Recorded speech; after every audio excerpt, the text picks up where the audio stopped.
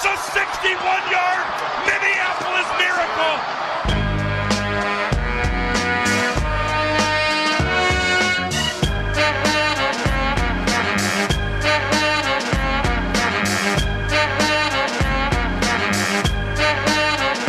Welcome to Norse Code, the number one podcast for your Minnesota Vikings home playoff winners in the second round. I'm your host, Dusty O'Connell. Joining me is a somewhat hoarse, but still relatively functional Vikings blogger extraordinaire who writes for ZoneCoverage.com, among other places, Arif Hassan. How you doing, Arif? I'm good. I've been doing small radio spots across the country since this morning, and my voice already hurt from last night. But I'm doing good. It's all worth it. Who cares?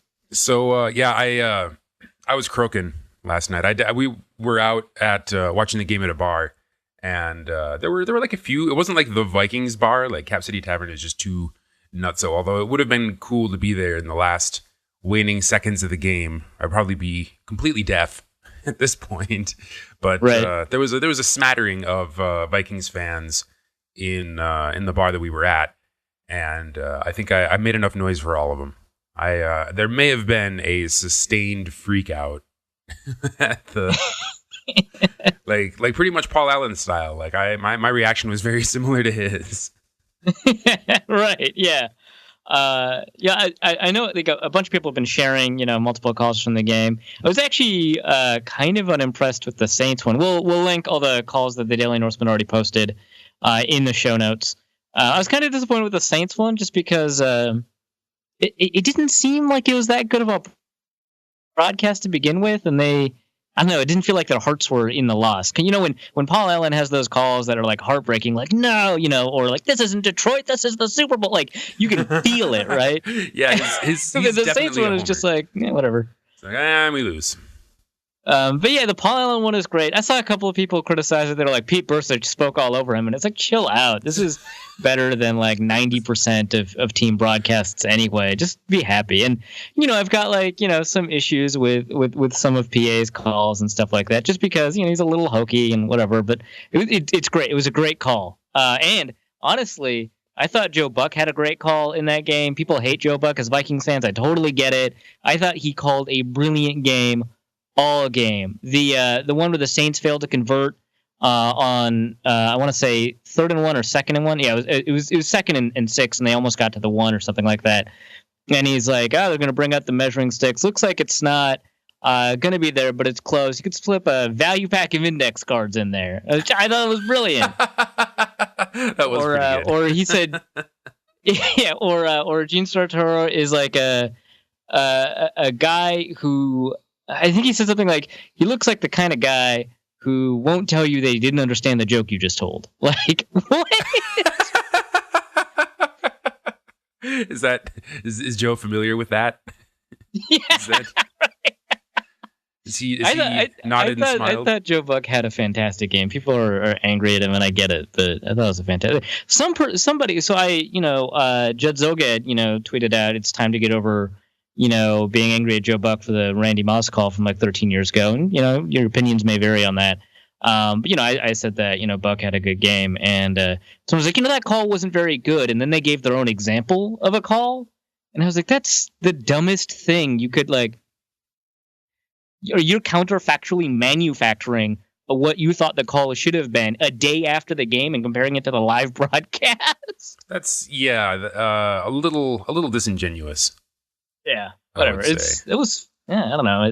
Everything's fun. Everything's great. I'm happy. You happy? I'm happy. I'm happy. That was we talked in the preview about whether or not you would rather have a nail biter or a blowout. Was that nail biter enough for you? Yeah, I got a ton of tweets. I even got, when I was doing the 93X recap, somebody was like, this is your fault, right? Okay. Hey, as long as we win, I don't care. I'm happy to blame you. I feel justified in that opinion. I feel way better today because of the insane, miraculous, magical moment that happen that only could happen because it was a nail biter. Like, Stephon Diggs runs a touchdown, and now they're up 35-2 or whatever. 2. Safety, who knows? Maybe a blocked extra point gets run back for 2. Who cares? 2. 35-2. He runs in that touchdown to make it 35-2, and you're like, yeah, that's pretty cool. Oh, I didn't expect that to happen. Well, I'm glad the Vikings won. Time to preview the Eagles. We're still talking about that game, and it's going to be difficult to break it down analytically just because the emotions, I think, have carried over. This is great. I felt sick during the game. I was stress eating.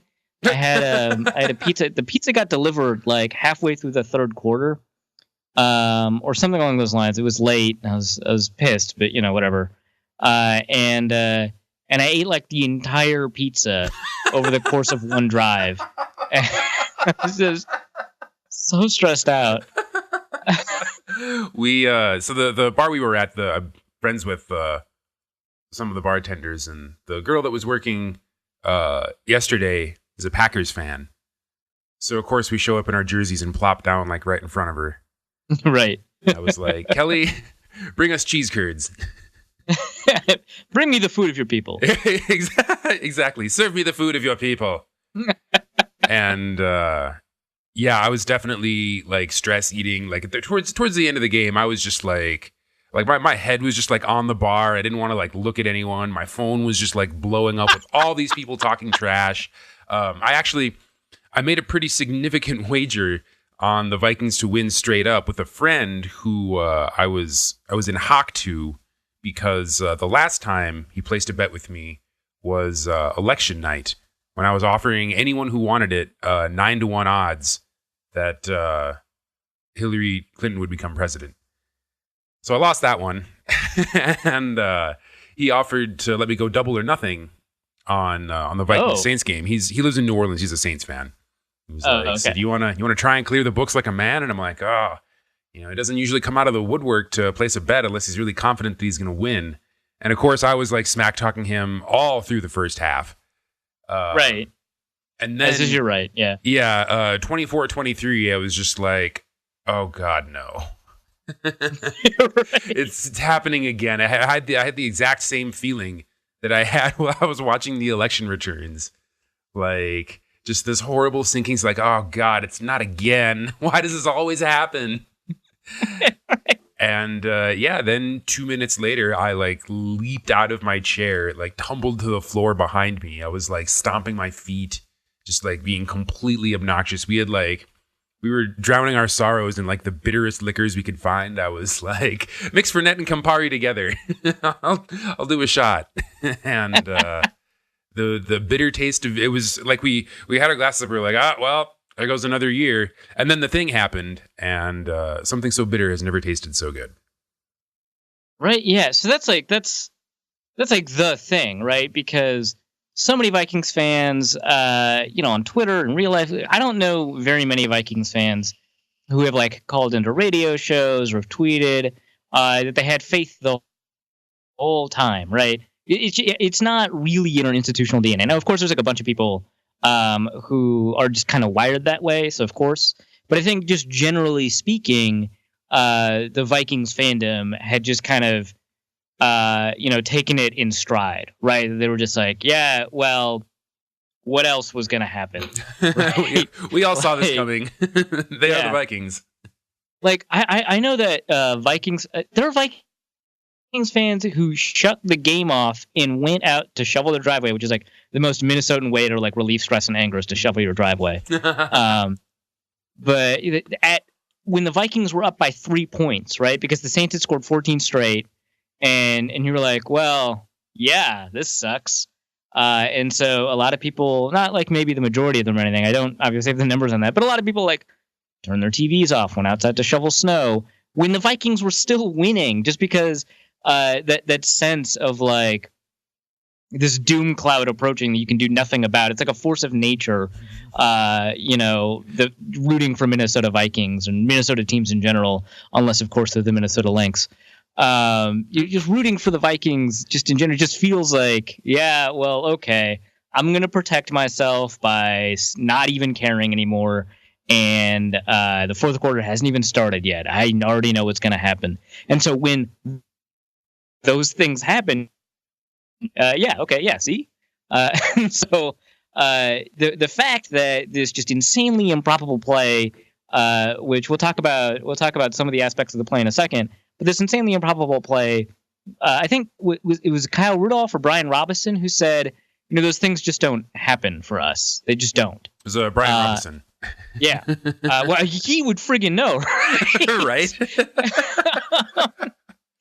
They don't happen for. I think Anthony Barr said something similar too. They just don't happen for us. And so, what had happened, I don't know. And was it Brian Robinson was like, I was looking for the penalty flag. I was fully expecting like Drew McGarry wrote. I was expecting to wake up this morning and find out that they had retroactively taken away the touchdown and that the Vikings actually lost. Right. Well, I don't know how you can cheer for the Vikings for any stretch of time and not come away with some suspicion that I saw the game, but what if a stat correction? What if they screw me like they did in that fantasy football game, right? Yep. And the play itself is just so wild, right? So it's a play that's exclusively designed for 2-minute drills. Next Gen Stats has a route chart. I ended up charting out the route last night on a Post-it note, and it looks pretty similar to the one Next Gen posted. But it's a weird play design because it only works in 45-second, 1 minute, 2 minute situations where you have to get to the sideline. And so there's Adam Thielen on one side at the top of the screen on the left of the quarterback, and he's just running it out, and he's against single coverage. When he runs the out, catches the ball, it goes out of bounds, and that sets up a field goal. And then there's 3 Vikings who are running essentially a levels concept to the outside, where the route kind of breaks at different moments, but they're all within the context of the progression, open at similar moments. So you've got Stephon Diggs running. I think he's the inside most receiver that ends up running a corner route. And so that's where the name of the play comes from. So the name of the play was Buffalo Right 7 Heaven, which is it's so friggin' poetic. Buffalo Right's the protection, 7 Heaven is the play, the passing concept. And I think it's called that because Diggs runs the 7 route, the flag route, the corner route. That's the name of the route. It's the 7 route in the Coryell system, which North Turner used to run. I guess he still runs it. Congrats, Panthers. He numbers the routes, and the 7 route is the corner route. And that's the one Stephon Diggs ran. And then someone else is running an out route, and someone else is running a flat route. So you've got receivers at every level, and the Saints were running a cover 2 zone, which every team in that situation, the Vikings do it too. Every team in that situation runs kind of the same concept, with a little bit more bias towards the outside to prevent people from going out of bounds. And Marcus Williams, the Saints rookie 2nd-round safety from Utah, who I liked coming out of the draft, had a good year, made the most colossal mistake I've seen since Raheem Moore for the Broncos against the Ravens. And I'm sorry, Dusty. I forgot you were a Broncos fan too. But Raheem Moore against the Ravens that gave Joe Flacco $80 bajillion.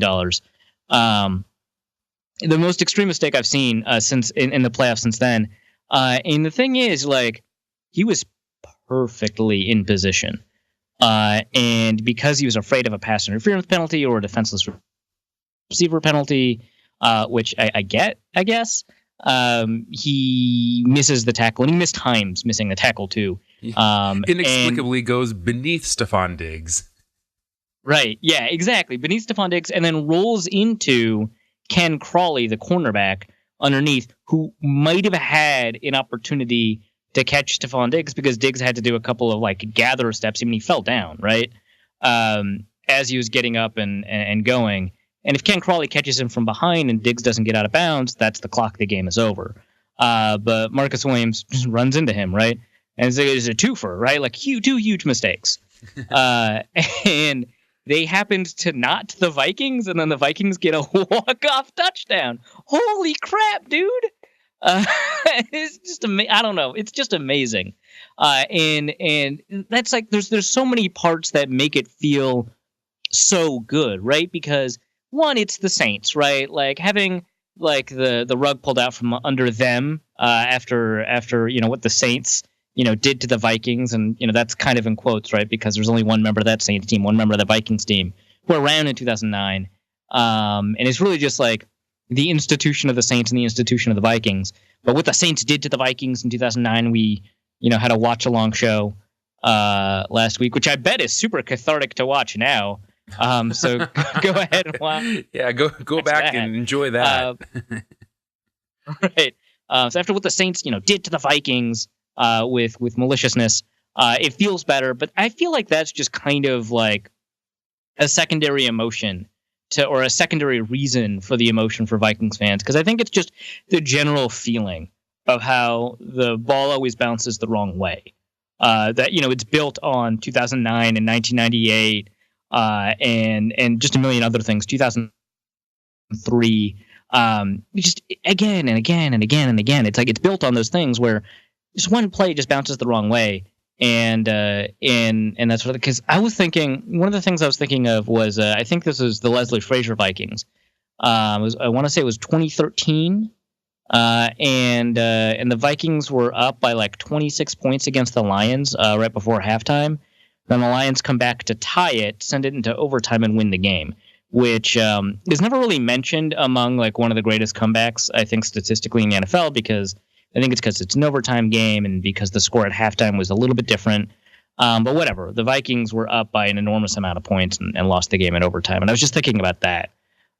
It didn't matter. Like there's just so many times as a Vikings fan that a thing is just taking to get kicked in the teeth, and it's that like DNA of being a Vikings fan. It's that the burden that you carry with you, the monkey on your back, that I think got exercised way more than a revenge game against the Saints. That's how it feels to me.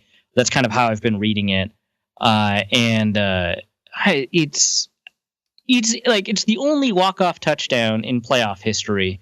And it happened to be, Case Keenum and Stephon Diggs, who both scored their first playoff touchdown in that game. Like, oh my God, that's just incredible. If it was a sports movie that was like fictionalized, you would not believe it. Like you would watch it and be like, "This is bull crap." Like that's hokey, man. There's no way that actually happened.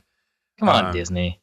A friend of mine reminded me of the scene in Kill Bill 2 where Bud is I forget it, where Black Mamba finds Bud in the desert and is like, "Hey, she's out and she's gonna try and come and kill us all." And Bud just like looks off into the distance and he's like, "She deserves her revenge, and we deserve to die." That's all right. Yeah, that's your Saints. That's I imagine Sean Payton just like looking across the field as US Bank Stadium goes completely insane all around him. He's just like, our team deserved to die. Right. Yeah. So there's two rumors that I am highly suspicious of that have been going around that really fuel, I think, the fire for Vikings fans hating the Saints. One it's AJ Mansour from K-Fan. The other one, I think, was also Power Trip K-Fan. It said that Michael Thomas was high-fiving other Saints players when they took out Andrews and Dejo. I am super suspicious of that because literally no one else reported that, and that would be super obvious. B, we probably would have seen video of it by now. C, that's not how players act. Like, I get that like the Saints have like this bounty gate thing going on, and they're just gonna carry that whenever Sean Payton's on their staff. And that's fine. You can hate them for that. They cheated. But I don't think that happened. And the second one was also K-Fan. Sean Payton was mocking the Skol chant or whatever. And like, yeah, he's an asshole, but like, that dude has a lot of other things to worry about at that moment. I don't think that happened either. And again, only K-Fan reported it. I don't think those things happened. You can hate the Saints for so many reasons before that anyway. Yeah, exactly. I don't need, made up like personnel issues or anything, and I don't know. Right. And I suspect you're right, because I mean there is a particular degree of collegiality among the players, it seems like. I mean, after the game, you saw Adam Thielen go up and congratulate Drew Brees on a hard-fought game, and Brees had a 1,000-yard stare for the ages. Right. But he couldn't bring his kids, Bowen, Callan, and Rylan, to the Super Bowl like he did Balin. Drew, we got to talk about these names. What is he from Utah? What is with these names? I don't know. Someone Seriously. responded with, he's got to have a new kid named Luzin. I was like, all right, fair.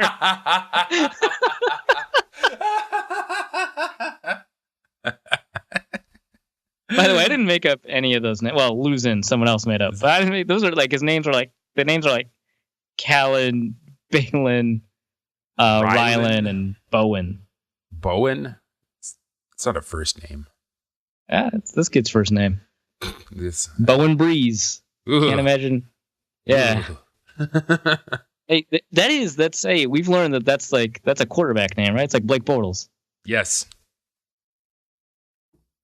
I suppose before we go any further, I'll take a second just to tip our cap to those who have contributed to Norse Code this previous week. Thank you very much for your generosity. Really appreciate it. Paul Pinter sends in a donation via the PayPal with a note.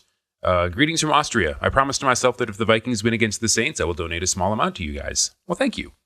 I enjoy listening to you on my way home from work in my car every week. Keep up the good work and tell Arif that Case Keenum is just too clutch to let go. Well, tell Pat Shurmur.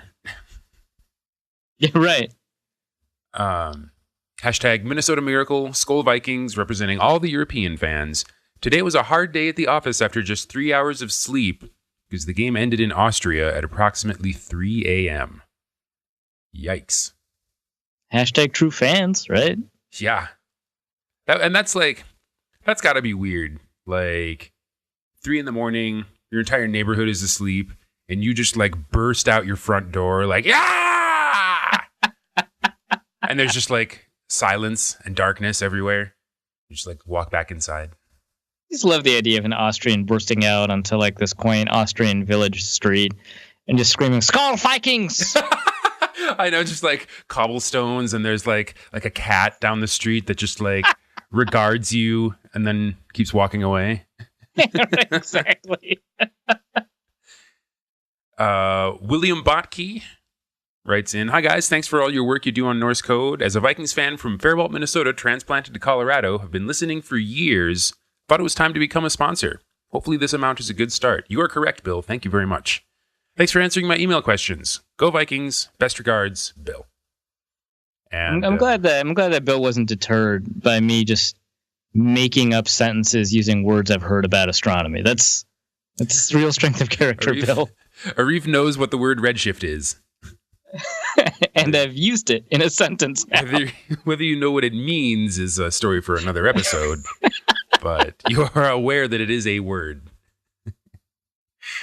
Also, Nate Mallet, who has contributed to the show in the past with both mailbag questions and some dollars, becomes our newest Patreon supporter. So thank you, Nate and Bill and Paul. If you want to become a recurring monthly contributor to Norse Code, you can do so by going to patreon.com/Norse Code. And we have an incentive for you to make a contribution to our PayPal account. Anyone who donates via PayPal, just like a little one-time donation, doesn't have to be anything big. We suggest about $3.50, but more would be nice too. Yeah, paypal.me/Norse Code, and we will enter you this week only if you contribute to the show in a drawing for a fun little prize. What's in the prize bag this week, Arif? Yeah, so I've got one copy of the Star Tribune from today and 2 copies of the Pioneer Press from today that I'll mail out to the contest winners, the people who donate this week. So you can get your own copy, like the front page, and I think the Star Tribune one has a "Let's Skull Crazy" headline. Of the Pioneer Press one is like visually, it's stunning. I think it's cool. I've kept one of each for myself too, and I got some extra ones to give away on the show. Sweet. So throw us a few bucks and get yourself a little piece of Vikings history. Compliments of the number one podcast for your Minnesota Vikings, Norris Code. Okay. Back to the game. Right. Well, okay. So one thing. So Paul Pinter told us, use the hashtag Minnesota Miracle.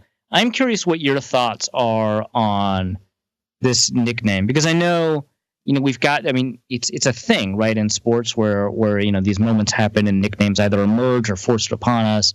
I know a couple of people back in 2009 were trying to come up with a nickname for the Favre to Lewis thing, and I think it's just Greg Lewis, I think, is the nickname. It's just the guy's name. How is that a nickname? Whatever.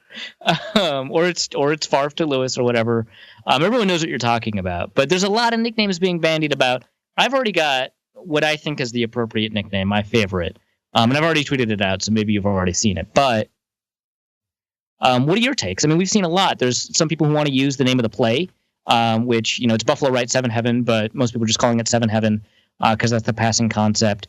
Some people want to use what was on Paul Allen's call, the Minneapolis Miracle. Some people want to say Minnesota Miracle. Some people want to say Skol Mary. And there's a couple of other ones too out there that I don't immediately have off the top of my head. So one person I saw suggested Miracle in Minnesota. What are your thoughts? So Soda Stick, who sponsors numerous fine podcasts, but not ours, is a maker of very fine sporting themed apparel in Minnesota. They're a local company. They do great work. And they've actually, it's not Soda Stick. Even though Soda Stick is wonderful, they're behind. I think the this game. Teespring. No, you can't do NFL stuff on Teespring. Remember? Oh, right. Yeah. we found that out. But someone printed Minneapolis Miracle T-shirt with a like an icon of the route on it, and it's a very cool T-shirt. I will be picking one up. So I guess you could say that I'm throwing my hat in the ring for Minneapolis Miracle. Yeah, well, I'm absolutely on your side. I didn't even know about that, but it does make for a great T-shirt with the route on it. I think Minneapolis Miracle is correct and appropriate as the nickname.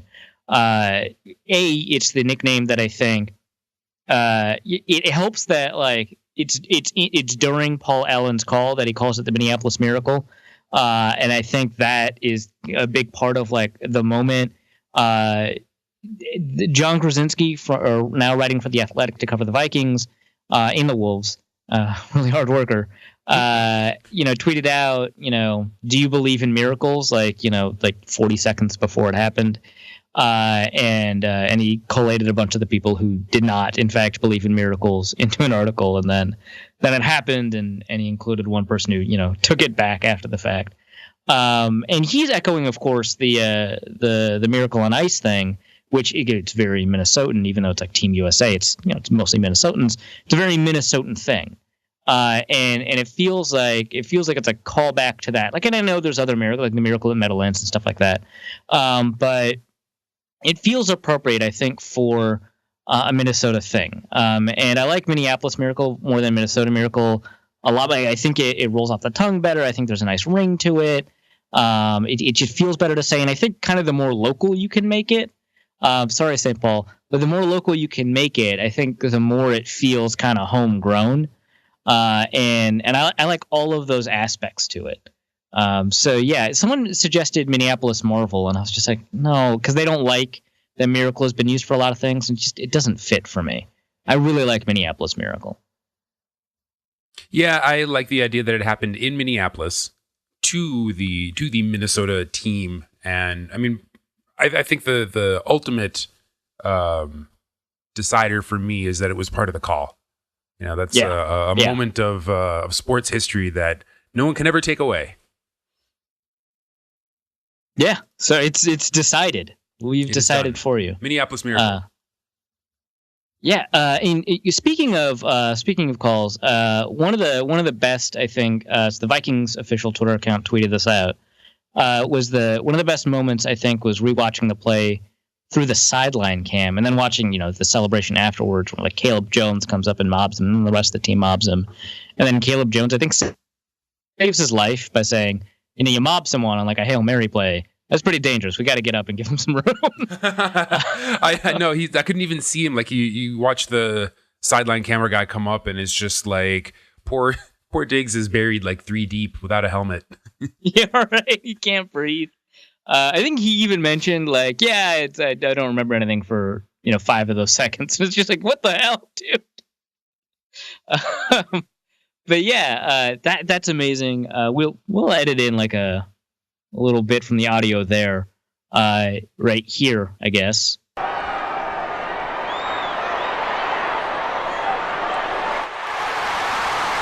All right.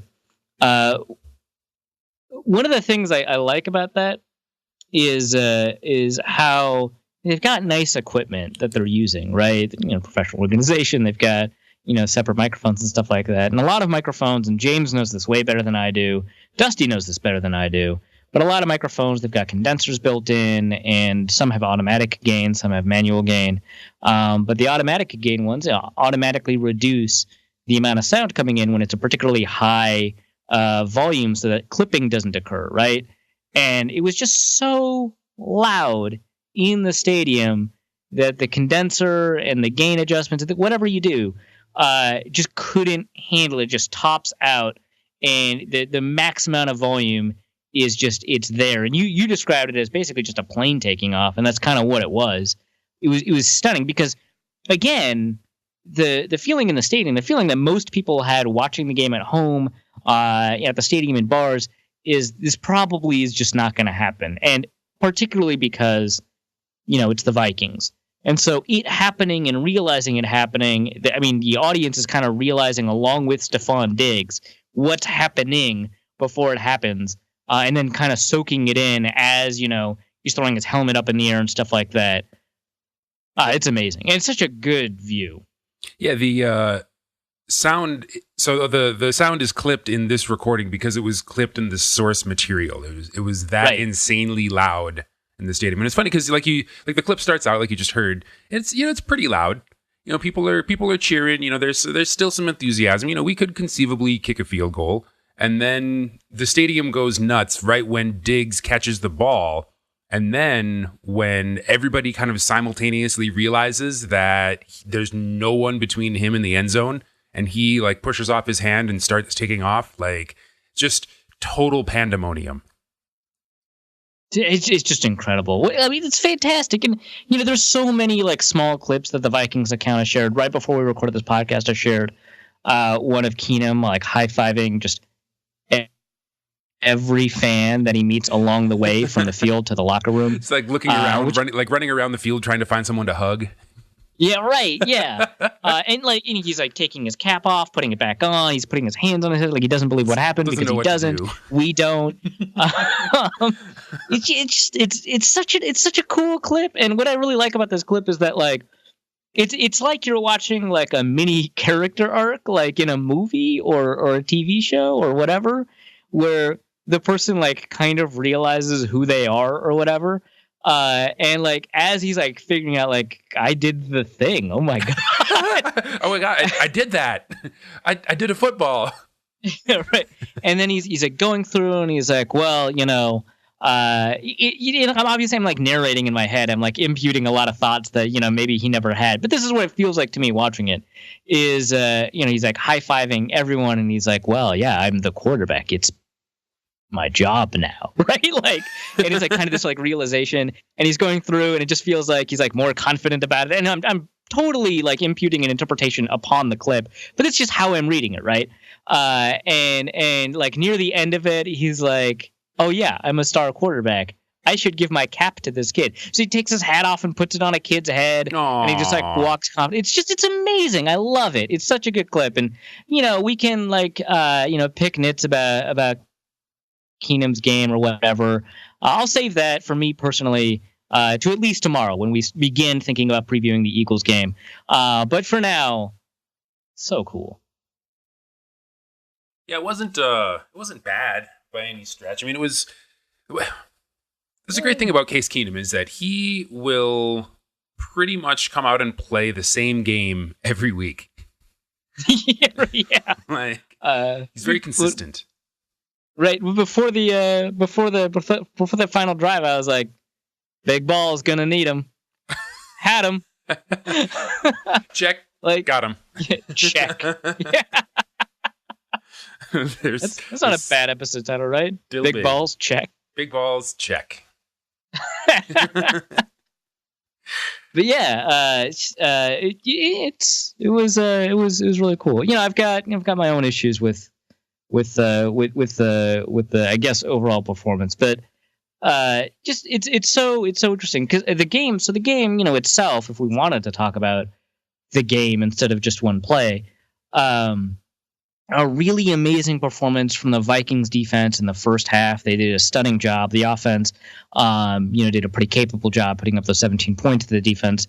You know, really put them in position to get 4 straight 3-and-outs, or maybe not 4 straight 3-and-outs, but 4 straight, third down to fourth down attempts. Fifth one got a third down conversion, and they didn't get another one for like the next 3 third downs or anything like that. Really phenomenal third down work by the defense. And when the Saints were advancing on first and second down and getting new downs without having to rely on third down, Anthony Barr got a pick in the red zone, right? It's really fantastic stuff. Andrew Sendejo got a pick. Really astounding play by him. Somebody said, he got beat and recovered in time, and he's lucky it was an underthrow. And while I think that's half true, I think he was lucky that it was an underthrow and that he could take advantage of it. I don't think he got beat on that play because I don't think that was necessarily his assignment. There was a guy on top whose assignment it was, and his job was to play robber instead of play, the top of that route. Either way, really fantastic athletic play from him. Just an amazing, first half performance by the Vikings defense. And the Vikings offense, the thing that I liked about that is that, the offensive line, I thought as a run blocking unit was like pretty whatever. As a pass protection unit in the first half, I thought did a really great job and did just enough to kind of keep things going. Latavius Murray, I think he only ended up averaging like 2.5 yards per attempt, whatever. He did a fantastic job in that game because he kept on getting met in the backfield and then adding additional yards upon that. Like his yards after contact through that game, I think he averaged like 2.3 yards after contact. And he only had like 2.5 yards per attempt. He was creating kind of all of his own yards. Jerick McKinnon did a pretty good job too. But the Saints were doing a pretty good enough job stopping the run, and so the Vikings were forced to throw the ball. And we saw it early on, not as many deep shots, but a bunch of really good screens, slants, etc. That Thielen and Diggs, did a ton with. I think they ended up with 19 targets on the game. Keenum ended up throwing the ball 40 times. Breeze ended up throwing the ball 40 times. Willie Snead threw the ball once, I guess. Yes, he did. I don't know why, but he did. Yeah, but he did. My favorite thing about that is like people are like, well, the play worked. He just wasn't accurate. And it's like, yeah, because he's not a quarterback. The play doesn't work if your non-quarterback goes to throw the ball can't throw the ball. Like, yeah, of course they thought he was going to run a screen. Who knew he could throw the ball? He didn't. It didn't work. I know. If only you had someone on your team who was specifically very good at throwing the ball. Yeah, you need a Mohamed Sanu. Yeah, that's what they needed was Mohamed Sanu. Right. But yeah, it was a really great first half performance. The second half, obviously, there's a lot of problems. They did a pretty much better job utilizing Alvin Kamara, especially running him up the middle when they needed to. Michael Thomas got open when the Vikings switched from man to zone. And Michael Thomas did beat Xavier Rhodes a little bit. He was going to get his. We mentioned that in the preview. And after the game, Patrick Peterson tweeted out, shouldn't have tested Rhodes so much or something like that. Hashtag Rhodes closed, which is really cool. See props from Patrick Peterson to Xavier Rhodes. And I'm pretty sure he's referring to at the end of the game when the Saints had 3 passing attempts. They targeted Xavier Rhodes on 3 of them and got incompletions on all of them. And then on the 4th down, ended up targeting Mackenzie Alexander and converting. And I think that's when Patrick Peterson tweeted that. And then Michael Thomas saw it, and he was like, nah, don't worry about it. I did a great job. I didn't have to stress. Hashtag shh, or whatever. And Xavier Rhodes is like 3 for 8 for 46 yards. I don't know what you're talking about. It was just great. I feel like I did okay. Yeah, right. Yeah, so I mean, Rhodes had a really good game, but did get beat a couple of times, which happens. Ted Ginn had a pretty phenomenal game. The real issue, I think, is when Andrus and Dejo got out. The Saints started moving the ball a lot better, and when they realized that they could do a lot more by picking on Mackenzie Alexander than picking on Trey Waynes or Xavier Rhodes, that's when things got a little bit out of hand for the defense. They gave up some runs, especially after Shamar Stephen went out. Which were, it sounds like he will be all right. Andrus and Dejo, it definitely sounds like he'll be all right, but he's probably going to have to go through a concussion protocol, and maybe he won't be ready for the Eagles game. Who knows? But those two, worried about. But Shamar Stephen goes out. You've got a little bit of depth problem at defensive tackle. Instead of playing Julio Johnson a little bit more, they ended up putting in Tom Johnson a lot, who has been much better against the run this year, but can still get attacked. They ran Alvin Kamara up the middle there. That was an issue. Kamara started winning against Kendricks in the second half too, in coverage, where Kendricks was doing a fantastic job early on. And he was still doing a pretty good job, but that touchdown is just an amazing throw and catch. Yeah.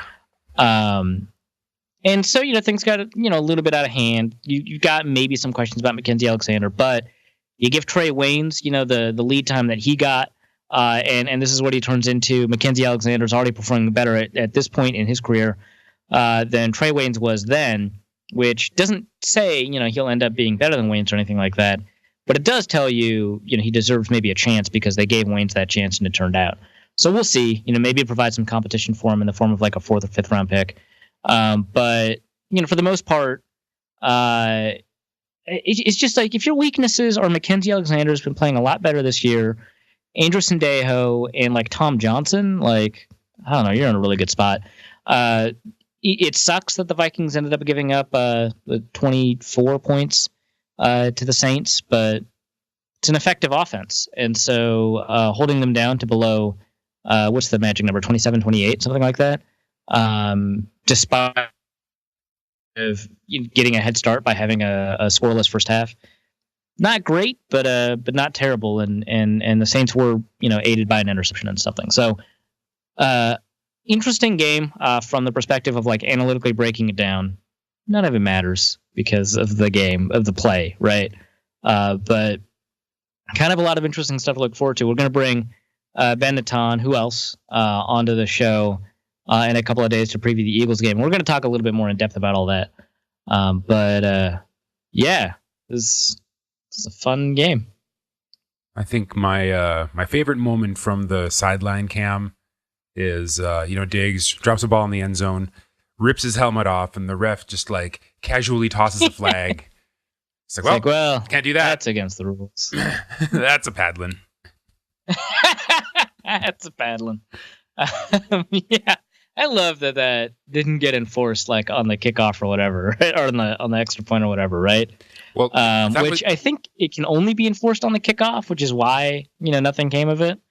But if that had been the NCAA, then the play would have come back, and that would have been the end. Yeah. Right? Someone tweeted out in the middle of the game, because it wasn't in response to the Diggs touchdown. I was in the middle of the game. Who did score? I think it was a Viking that scored it.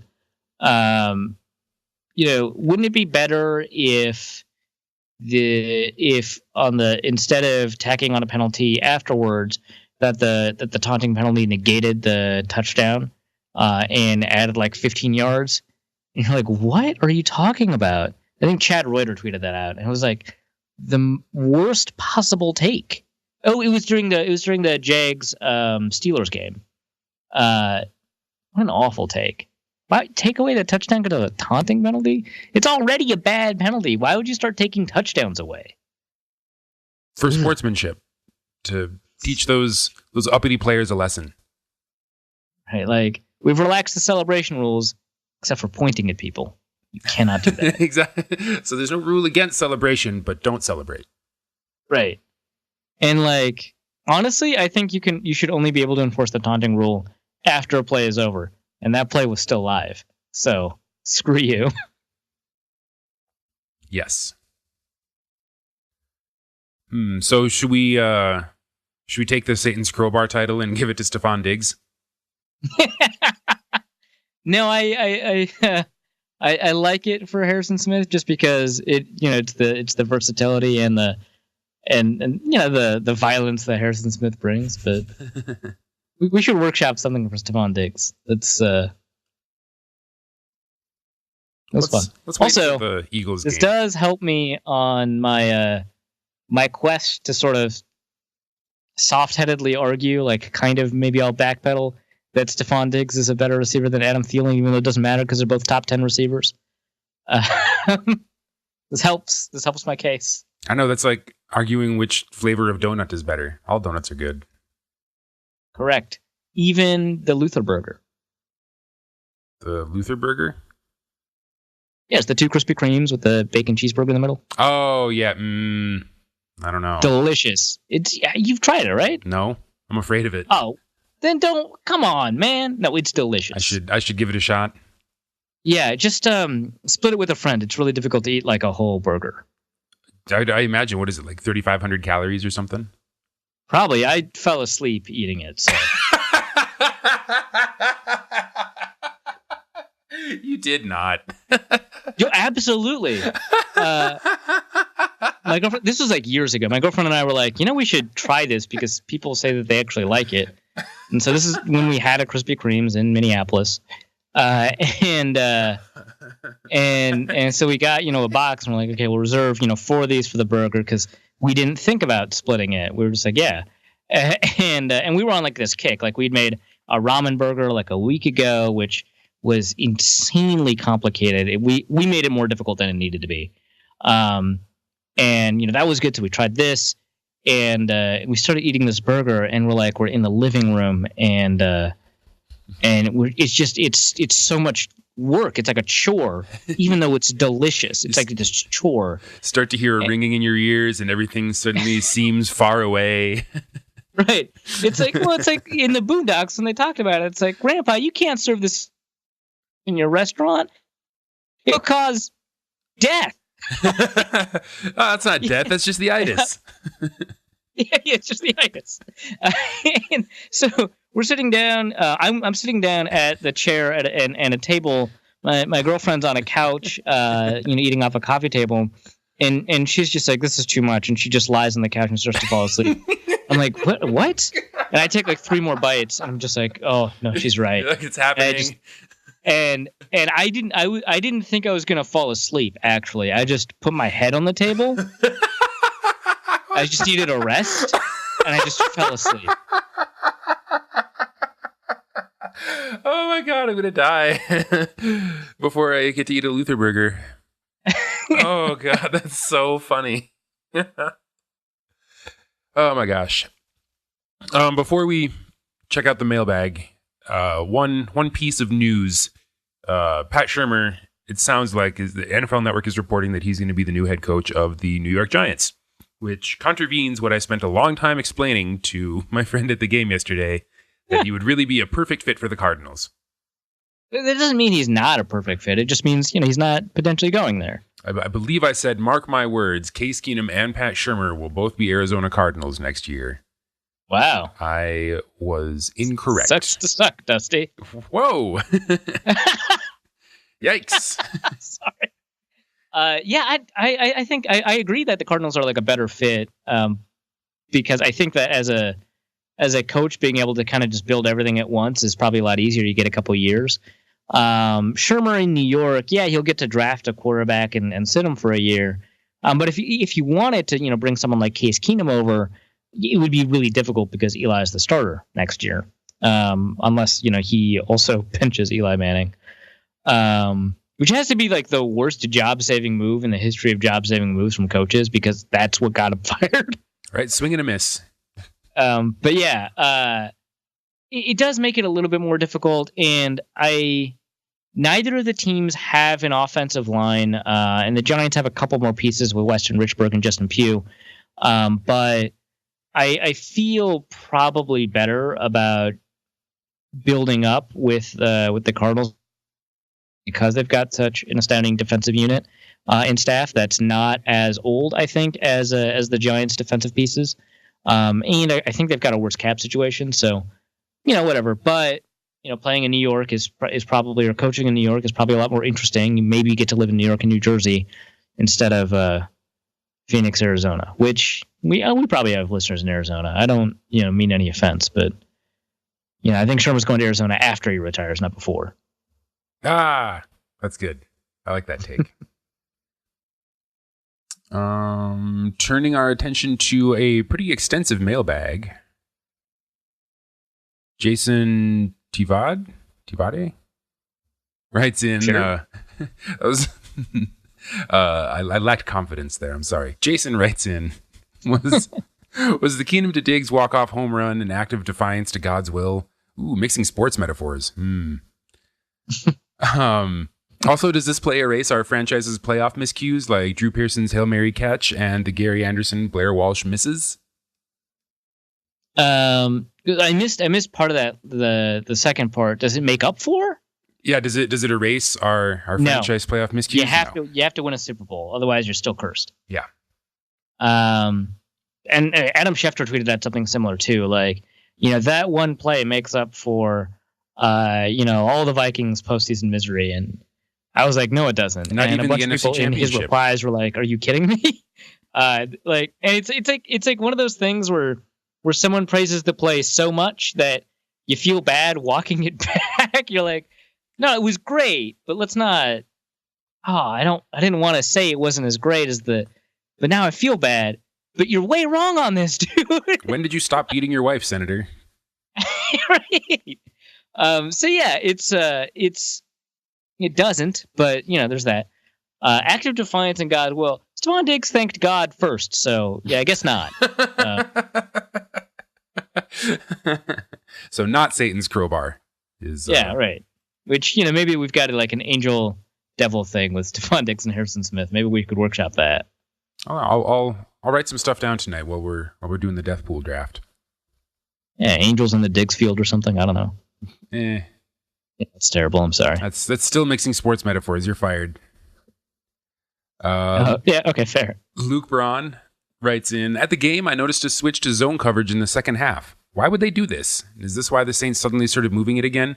We kind of talked about that a little bit. It seemed like it wasn't working quite as well as man coverage was. Was that just like in response to involuntary personnel changes?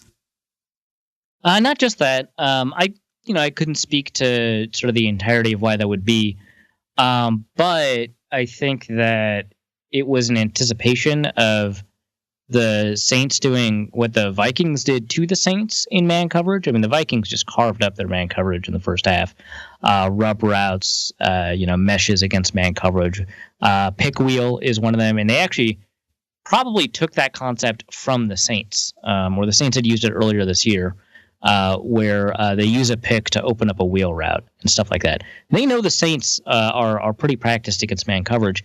And in fairness to Michael Thomas, who still got owned on Twitter by Xavier Rhodes, also on the field, was getting open in man coverage. And I think also they were worried about the very thing that caused the problems at the very end, which was Mackenzie Alexander lining up in the slot against Ted Ginn or Michael Thomas, which Michael Thomas probably would be followed by Xavier Rhodes into the slot, but still, they would expose the slot matchup. So I think it was an anticipation, and obviously, not everything worked out. I don't know if that's the reason it didn't work out, but missing Andrew Sandeo, I think, does play a role, and it provides more help to that safety spot, maybe.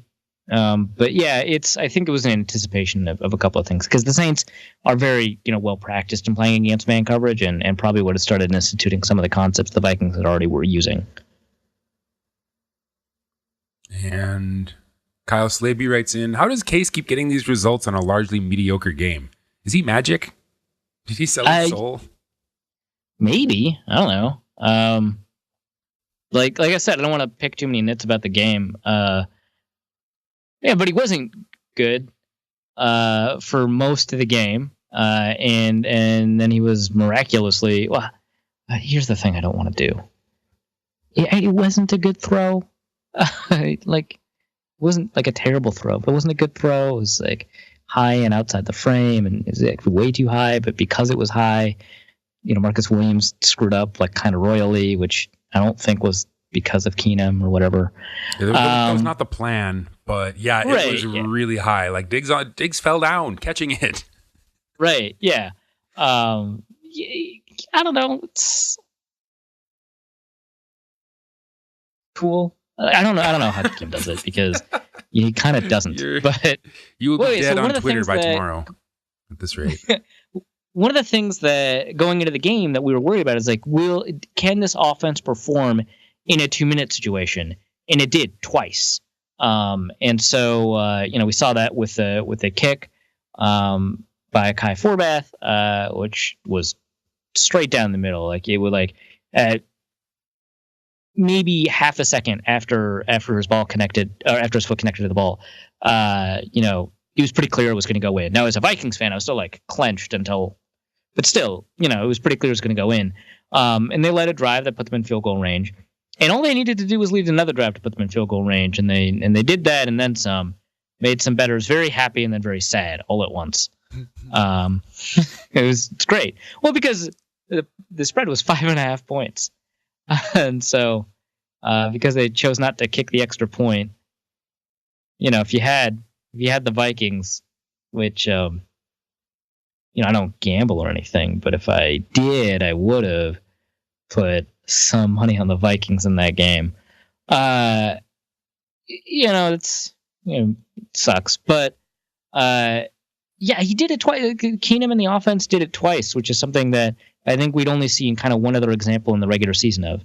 By the way, it's not the only time Diggs. I think I saw this on Reddit. It's not the only time Diggs has done that on that route. He did it against the Buccaneers too, except the Vikings were already up by like 14, so it's not as interesting. But yeah, he gets the corner route. The safety misses. He's got wide open field, and he kind of waltzes in on like a 60-yard pass again. So I don't know. It's when you've got a high variance player, sometimes low frequency events happen.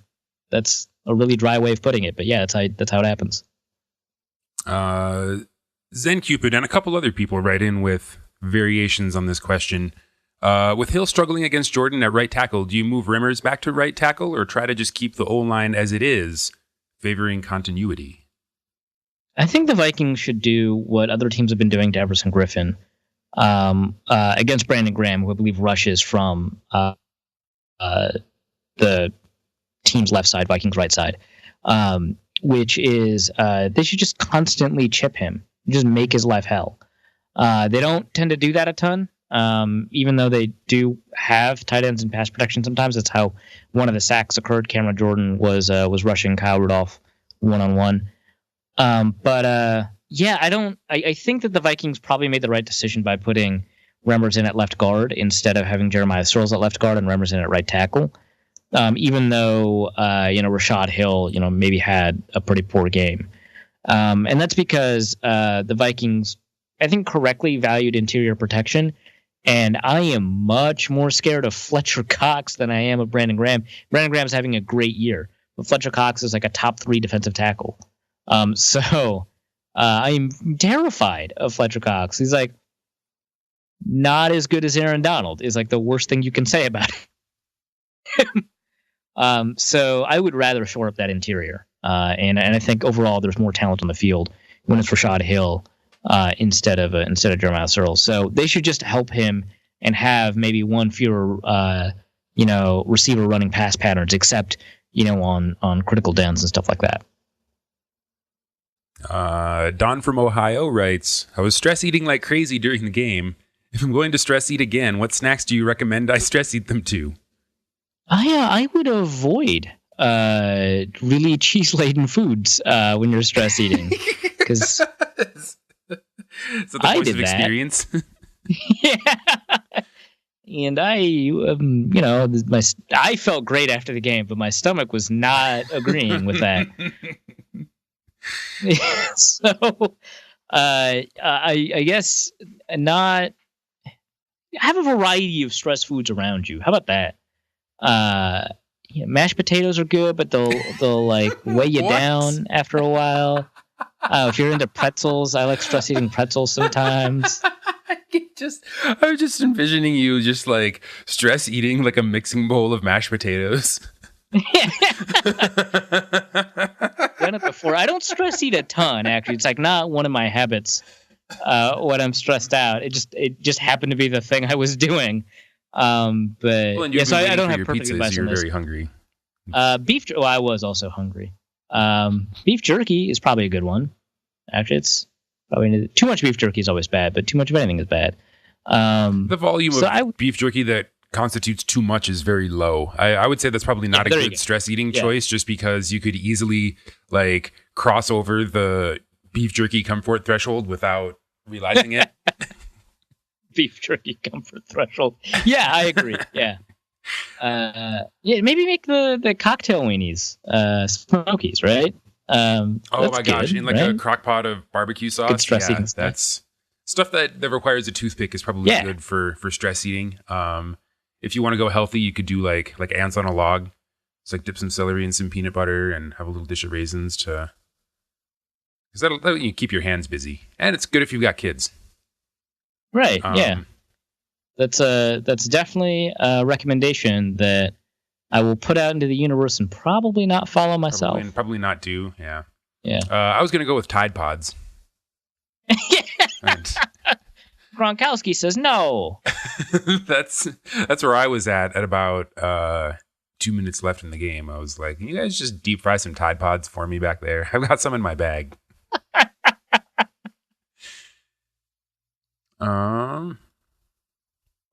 Zach Troutman writes in, how much of the second half struggles on defense were us versus just great play from Breeze and the Saints offense? So like how much of the second half struggles on defense were on us, I guess is. I mean, Drew Brees is a Hall of Fame quarterback, and Michael Thomas is like a top 5 wide receiver. So, ratchet down the blame on the Vikings defense a little bit, but I think it's a combination of the two, which it usually is.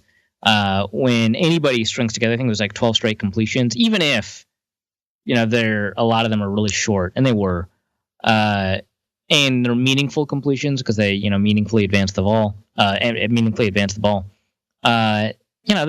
a lot on the defense there, but some of it is just like that throw from Breeze to Kamara. Like, even if Kendricks had played it a little better, and there was room for him to play it better, it was almost impossible to defend. And there's a couple of other throws that were just like really excellently placed that really good. Like I think the Newman on Kamara one too. Newman was in perfect position. Didn't matter. So a lot of that has to do with what Breeze did and just his high level of talent and phenomenal accuracy. Which, by the way, I saw a take before the game that Case Keenum was more accurate than Drew Brees, and I just was done. Yeah, it's okay. So like people see me quote tweet Case Keenum takes a lot and make fun of them, and like people should understand like they're not. I'm like quote tweeting like a 10% version of like.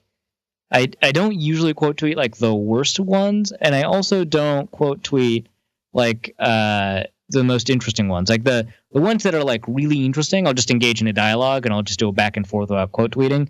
But the ones that are just like absurd but not so absurd, those are the ones that like people tend to see. And so yeah, that's one I just kind of left alone because I was like, well, this is just dumb. Like, so you're trying to stay within like one standard deviation of absurd. Yeah, right. So if there's like an average, Case Keenum take, which is like not that hot, pretty reasonable, whatever. One standard deviation, I guess you would say below that, is where you start to begin to get kind of absurd. And those are the ones I kind of go after. Hayden writes in, well, actually, before we move on from that, I think it's worth remembering that like we had a couple of like if it weren't for a couple of really amazing defensive plays late in the game, specifically that third down stop and the Barr interception, we would never have won the game. No, yeah, obviously. The defense kind of I'm not gonna say screw the pooch, but was a bigger liability in the second half. But overall, without that phenomenal defensive performance, I think Crosserific just tweeted out that the Vikings' defensive performance in the individual game by DVOA is like negative 20%, which is a good thing. The negative values for DVOA on the defense are really good. And that's higher individually than the season-long score for either the Vikings or the Jaguars defensively. So overall, really fantastic. I mean, 2 turnovers. They caused a fumble, which DVOA it doesn't take into account who recovers the fumble because it's fumble luck. We've talked about that on the show before, particularly last season. And so it rewards them for causing that fumble. It's very, very sensitive to teams that are good on third down because success rate is incorporated into that. And obviously the Vikings were very good on third down in that game. They only allowed, I think, 2 third down conversions all game. And so overall, the defense performed fantastically. It's just, it felt like an Imperial March at the end. And when that happens, you're like, well, what happened, defense? Which, fair, but not the whole story. Okay. Hayden writes in, is it worth spending the money on Super Bowl tickets if the Vikings make it and you can afford it? Who can afford it? You can afford it. It's always worth it. Who cares? Obviously we care if the Vikings make it, but it would be worth it if the Vikings didn't make it. It's the Super Bowl. If you can afford it. It's just a weird qualifier, Hayden. Who can afford it? Right, yeah. Exactly. The kind of person who can afford it, is probably not listening to this podcast, but if you are, PayPal.me/Norse code. But if you're the kind of person who can afford it and it doesn't impact your finances too much, then it's worth it. I guess maybe if it's kind of one of those things where you've got enough money budgeted, and if you lose that amount of money, you're gonna have to cook a bunch of home meals for a month instead of going out. If it meaningfully impacts your finances, but it doesn't hurt you, I would still think it's worth to buy them now. Because not only do I think the Vikings are likely to win, and as much as we talk about jinxes, I don't really think you're jinxing yourself by buying Super Bowl tickets. But even if not, you get to go to the Super Bowl. It's great. Yeah, I feel like anytime you have the opportunity to go to the Super Bowl without having to buy plane tickets and a hotel is probably worth it. And this is, of course, I'm not a financial advisor. This should not be, construed as personal finance advice. But, if you have, some savings and it won't, break the bank, I would consider, assuming I could pay it off, over the course of a year, I would consider putting Super Bowl tickets on a credit card if it wouldn't break my monthly budget and I could pay it back in a year. I would think that would be worth it. Yeah. Because it's a Super Bowl in Minneapolis. What if we had 2 Minneapolis miracles in 1 year and you missed one because you didn't want to spend the money? Oh yeah, I didn't even talk about the FOMO value of this. Yeah, another miraculous thing happens and you decided, no, I don't want to jinx it. Who got jinxed, buddy? Yeah, you jinxed yourself. You played yourself. Tommy Gunn writes in, well, Arif did say he would rather have a nail biter. So do you have any nails left? No, but worth it. Some people were like, I'd rather never see that not happen again this year at all. And I get it.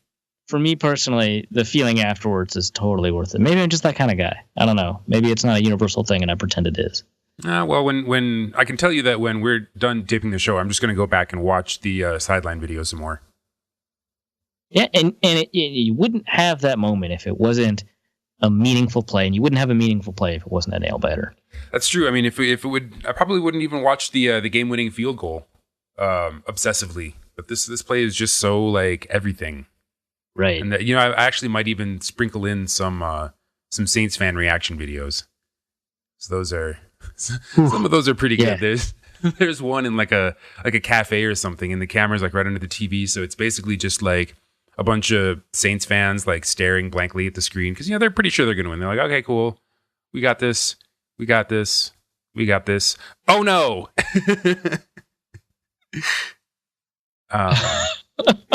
And then the one, I think there's a green light all over the bar, and the guy's got the selfie camera, I think, and it's mostly it's just focusing on the guy who has like a very expressive face. It's like perfect. Oh my god. Because he's got the whole bar behind him, and he wants to record the win because that's the whole point of recording. Like he's already taken his victory lap. It's like, we're gonna get the stop here, and then they're not gonna kick a field goal, and then we're all gonna be cheering. It's gonna be grand. Wow. It was not. It felt good. For me, not for him. Ian writes in, does the insane nature of this win make focusing more difficult, or is this likely going to be more of a motivator? I think it's going to be neither. Like, I think, like, it's. I don't want to say that, like, these humans are going to be unaffected by this extraordinarily emotional thing that's, like, rare even in the context of the history of the NFL, much less the Vikings. But, I mean, the whole thing with Mike Zimmer is the ability to get people to focus and to stay on task and not get too caught up in those things. And there are moments, I think, throughout the past couple of years where it does feel like, the Vikings have been caught too much in the moment and Zimmer hasn't been able to kind of take that away from the team and get them to focus on the task at hand. I'm not saying that hasn't happened, but it really just feels like, it's just a feeling, right? I can't prove it right or wrong.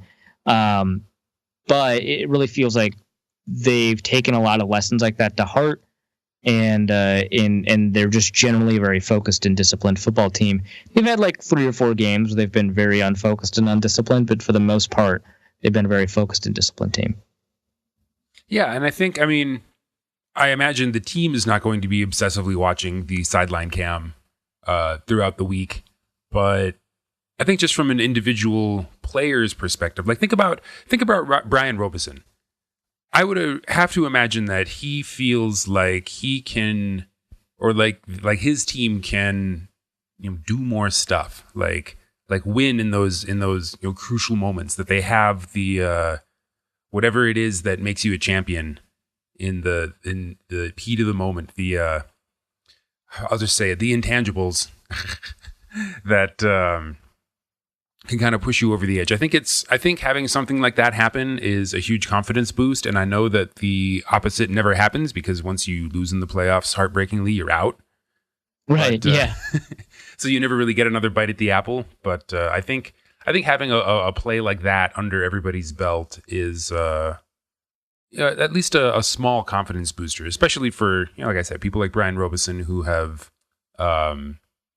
met with failure more than twice. Right. That's a good point. It reinforces the you're never really out of it thing. So the Vikings are down 3 scores heading into halftime. It really feels like that's just not going to matter as much anymore. And they'll come out focused and ready to play and willing to try and pull off another miracle. So if anything, it probably helps more than hurts. That's a good point. Corey Rugg writes in, is the blocking on special teams a problem? I don't actually think so. There was a moment where it certainly felt like a moment. There was a pretty bad point in the game where it came to be a problem. But for the most part, it hasn't been a problem. And it's why the Vikings have been so good. This is actually the touchback that Ryan Quigley punted this year was the first touchback he's punted all season. He didn't punt a touchback in the regular season, and obviously this is the only game in the playoffs. And so, and that was still actually a really good punt. It was Jaron Kearse, who has actually been pretty spectacular on special teams this year, who made a mistake, and so it became a touchback. So no, their punt coverage has been good. Their punt returning has been all right. It hasn't been as good as it has been in the past, but Cheryl's had a pretty good punt return. I think it was for 19 yards, and for the most part didn't suffer from particularly poor blocking from on the return team. So no, I don't think it's a huge issue. Miles Swami writes in, is the Diggs play the best single moment in Vikings modern history, which he defines as starting at 1980? Yeah, I guess. Right? There's not, I can't think of one. The stuff that comes to mind is kind of immaterial relative to it, right? Like, in 2009, beatdown of the Cowboys was great in the playoffs, and also 2009, the Favre to Lewis was fantastic, and Jared Allen setting a team record, but technically not an NFL record for sacks in the Bears game was pretty great. I don't think. I don't think so. I can't think of a better moment. I'm sure some of the more historically attuned listeners can come up with examples from like before, literally 8 years ago, to add to the list of like fantastic Vikings moments to compare it to. But I don't think they'll come up with, and it's a pretty good challenge, right? But I don't think anyone can really come up with one better. That was phenomenal. Yeah, I mean, there's probably like a Cunningham to Moss touchdown somewhere in there that was pretty great, but maybe it's just recency the bias. Thanksgiving game with Randy Moss, pretty great. Yeah, that's a good one. But this just has everything, and plus it's never happened before in any playoff game to any team.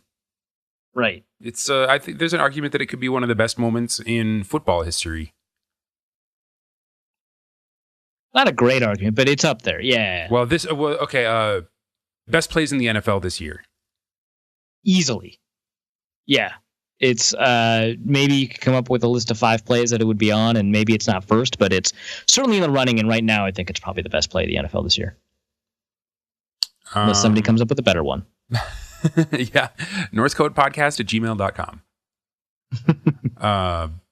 B. Kellner writes in, best offensive and defensive play calls by the Vikings for the whole game. And for bonus points, do those calls work against Philly? Honestly, I have lost a lot of the detail of the game in getting caught up with the emotion at the end. So I don't have a ton of answers for you, but I would say the pick wheel combination for a big gain that I think it wasn't McKinnon, but it set off a huge passing play for, God, was it Diggs? That out of bunch formation that created a rub route against the Saints man coverage. Really good play calling, just in general. The crossers and rubs against man coverage were really good. Defensively, God, Kendricks was so good, especially in the first half. Defensively, I would have to say maybe one of the best play calls was a successful play actually for the Saints. They just happened to beat it. But it was a delayed blitz up the middle that Kendricks was able to get a hit on Drew Brees for. He ended up like launching the ball, and I think it was a completion. But really great coverage everywhere. Really confused the offense, and really took advantage of some of their tendencies, especially their, I'm not going to say inability to, but unlikeliness of picking up a kind of a late blitzer. But that's just what I remember. Again, a lot of the details from that game got washed out because of the very end. So I'll rewatch it. I'm not going to hate it. Ben Glaseman writes in. Oh no, we already answered that one. Kenneth Allen writes in, because I want to see Arif get slaughtered by the fan base. How mediocre did Xavier Rhodes play? Well, he played great. What? Yeah, not. What? I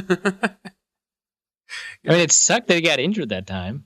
Like, don't do that. Yeah.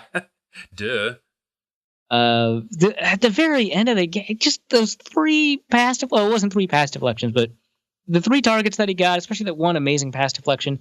Like, yeah, there was one play where he got like shook out of his shoes by Michael Thomas. That sucked. I think there's some highlight moments where Xavier Rhodes is like out of position. But he had a good game against a top 5 receiver in the NFL. People are like not giving Michael Thomas like enough credit. Like, and top 5 is maybe too aggressive, but I think this is kind of how we should think of him in general, is like in that conversation. Like, people are like, Adam Thielen doesn't get enough credit. Stephon Diggs doesn't get enough credit. And you're probably right. Like, maybe that's not true for Adam Thielen anymore, whatever. Because he's like second team all pro now because the all pro system is broken. And he's deservedly a Pro Bowler. But like, you've got your Julios and Antonio Browns that are kind in a tier of their own. Then you got like an AJ Green and I don't know who else to add to the AJ Green tier. Mike Evans, maybe Odell Beckham, and maybe those are your top 5, right? But then I don't know that there's a bunch of people I'd put above Michael Thomas and Adam Thielen and Stephon Diggs. Like I think they're that good, and Michael Thomas definitely deserves to get more credit. He's had an amazing season. So yeah, he beat Xavier Rhodes on a couple of plays. But Xavier Rhodes had a fine game. Am I missing like a huge play that he screwed up on? I just don't remember anymore. I don't think so. Yeah, there was one where he just got destroyed on an in-breaking route that sucks, I guess, but like it wasn't really huge. Did he get a touchdown on Rhodes middle of the game? Is that what I'm missing? Because I thought his touchdown was on Mackenzie Alexander. I don't know. Maybe I'll have to watch it back. But my recollection is that Xavier Rhodes had a pretty good game. Not an all-time game or anything like that, but a pretty good game. Finally, Adam West writes in, we know Arif hates turkey. Ben Franklin lived in Philadelphia and wanted the turkey as the national bird. That's fine, and we wouldn't have had to eat it. That doesn't mean that... Well, Ben Franklin. I went to Ben Franklin Elementary School. Very proud of this person. That doesn't mean eagle was on the menu, but what is the most delicious way for the Vikings to cook the eagles? The Eagles would have been definitely more endangered had it not been the national bird. So probably still no eagles on menus, but probably spatchcock and eagle, right? They're pretty big. They're huge. You gotta like fix the surface area to volume ratio problem there, unless this is a metaphor, in which case, they've got a pretty great defense. I would stick to ball control type stuff because they're pretty opportunistic. And though they've got a great defensive line and great linebackers, they also have a pretty good set of cornerbacks and Malcolm Jenkins, who it should not have beaten out, I think, Harrison Smith for Pro Bowl voting at safety, but definitely deserved to get Pro Bowl votes. He's a really good safety too. And he's good in run support and in passing support. I would just trust the running game a little bit more. So offensively, do what you can in the running game. See if you can get McKinnon open. They've been using McKinnon a lot less, even in this game where I thought there was a pretty good matchup for him. But really, it's going to be one on like turnovers and stuff like that, where the defense kind of makes plays, maybe even has to score themselves. I say grind him up and put him in a Lutherburger. I feel like, I don't know. It's like I don't like chicken burgers or turkey burgers, and I think duck burgers kind of ruins what's great about duck. So. Well, yeah, but then it'll have the greatest name in the history of sandwiches. The Honorable Lawrence Eagleburger. That's true. Okay. Fair. Oh, boy. Someone wants us to do a special episode like we did for the 2009 Saints-Vikings game. I don't know. That might be weird. Yeah, I think that's weird. I liked it, though. I appreciate the compliment. That a lot of people seem to like it. I was worried. Yeah, well, maybe do it again. But this one, like this game would probably be a lot less fun to watch if you know how it's going to end. Yeah, right, exactly. I think that's it. Cool. Thanks, everyone, for your questions. We will return later this week with the Ben Natan to talk about the impending doom of the Philadelphia Eagles. Are you, do you have any like written stuff coming out this week? Are you going to take some time off? What's your playoff schedule looking like? I have no idea. I've got a super busy week. A lot of it has to do with, like podcasts and radio and stuff, but a lot of it has to do with the fact that we're going to move soon. It's like the worst possible time. But we're going to move soon. And so, it's going to be tough. I'll have some time tonight. Maybe I'll write something, but I don't have a thing to plug because I don't have a plan. It's never a good time to move. Like middle of winter during the playoffs. Ugh. That may be the worst. Are you moving yourself or are you hiring movers? Moving myself. Oh God. After we moved into the place we're at now, we looked at each other and resolved, we're not moving until we can afford movers. This is ridiculous. So we live on the third floor, and our building has a really narrow stairway and a small elevator. So we had to hoist our bed frame up onto our balcony because it wouldn't fit in the elevator or up the stairs. Christ. Oh, now I'm worried. Well, are you staying ground floor? Are you like what? Nope. No. Oh. Have you checked Second out floor. the elevator situation? Nope. And it's always stuff like that. Like you move into it, like you see a place and you're showing it, and the real estate person is like texting the whole time, and you're like, oh no, this looks cool. And then you move in someplace and you think of all the things that you wish you had thought to look at and file them away for next time. Yeah. The one, like, the thing is, like, they're like random details that I'm like, oh, I know I need to, look into this when I figure out a place I want to go to. And there's stuff that a lot of people don't think about or don't think about the first time they buy a place. And I was like really proud that I was like thinking about these things. And I was thinking about how difficult it would be to move stuff around in the apartment because the doorway into the apartment is like massive. It's great. But once you're in, all of the individual doorways are pretty narrow. And I'm like, well, that's going to suck. So I thought about that. And I thought about the outlet situation. A lot of people, first time, buyers don't think about that. The outlet situation is great. Glad we asked about that. Glad we asked about like the total amount of power that we can draw in the apartment. That is a concern for you, isn't it? Yeah. It's going to be running like centrifuges all night. Right. And that's fine. There's a storage area that they'll let you brew beer in. Like there's a lot of great stuff, but I should have thought about this. I should have scoped the elevator. Damn. Well, we'll see. That's probably fine. Yeah. What's the worst that could happen? Well, and luckily it's only the second floor. Right. Exactly. Which, I can't imagine if it was like the 8th floor. Ugh. There was a terrifying moment where our bed frame was marooned on the balcony below us. And of course, being working people, we were moving like super late at night. So it was like 1 a.m.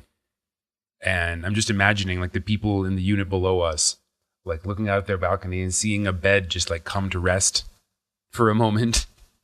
It's been like, oh, well, how about that? All right. Well, that's going to do it for this episode of Norse Code. I'm going to go back to watching via sideline cam, and we will see you later this week. Until then, demand excellence. Demand Norse Code. Norse Code is the largest and only division of Norse Code LLC.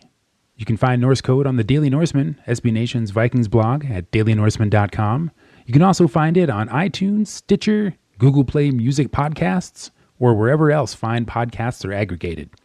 Our Vikings blogger extraordinaire and generally useful human is Arif Hassan, who can be found on Twitter at Arif Hassan NFL.